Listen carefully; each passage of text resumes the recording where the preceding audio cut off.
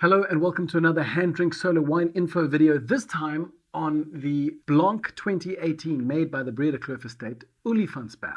Now the Breedekloof as a region is kind of wedged between Paarl to the west and Worcester to the east, and both of the regions on either side are some of the warmest wine regions in the country, which explains in part why a lot of the Chenin Blanc coming out of the Breedekloof is very ripe and fruit driven. And we've spoken a number of times about how the Breedekloof is the biggest producer of Chenin in the entire country, but that it is, for the most part, rather characterless, bulk-produced Chenin Blanc made by these big co-ops in the area. So in that sense, the co-ops are kind of like, they're like the Galactic Empire in Star Wars. This big monolithic entity that prizes conformity and uniformity over everything else. And in this context, then, that makes the breeder makers kind of like the rebellion, really, these small group of creative winemakers focused on quality who really just want to fight against the man for their right to make great wine on their mountain planet of Alderaan. But it does need to be noted that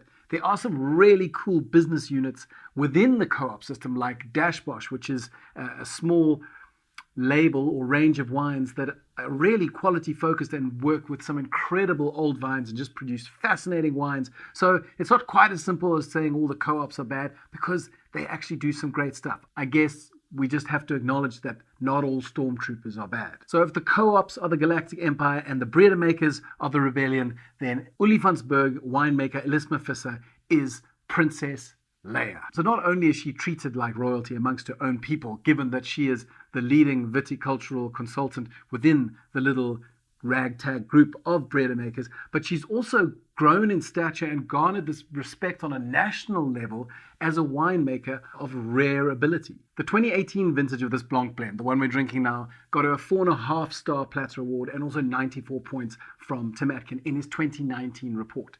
Her 2020 Blanc gained her a 5-star Platter award and 96 points from Tim Atkin. In fact, the current vintage was enough to garner her the title of Tim Atkin's Young Winemaker of the Year, which puts her in the league with legends like Lucas van Lagerenberg and Bernard Bradel. So, yeah, Princess Leia. But enough about the princess.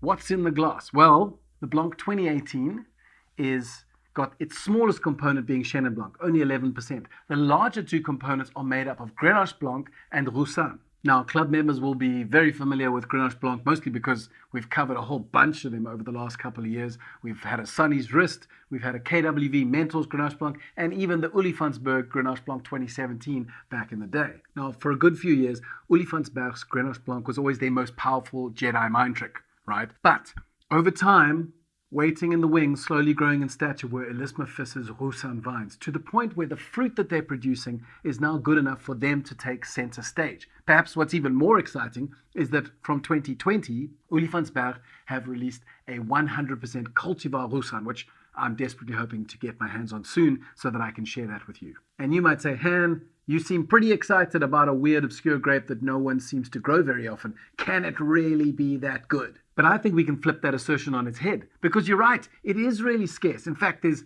less than 100 hectares out of a total 90,000 hectares in the South African National Vineyard.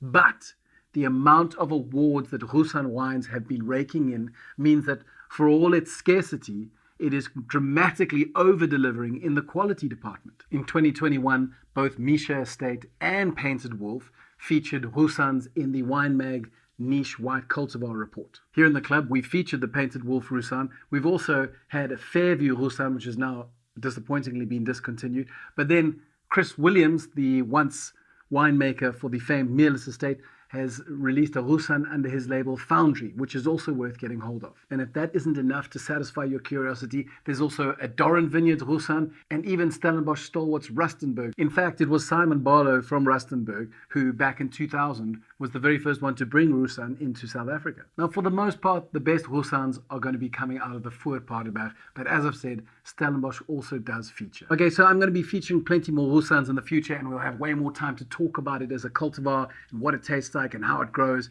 And so we'll leave it there for now. But if you are a fan of textured Chenin Blancs and want to try something a little different, South African Roussanne is definitely worth hunting down. But back to the wine in the glass. Now, we know that the Blanc 2018 is a mix of Chenin and Grenache Blanc and Roussanne.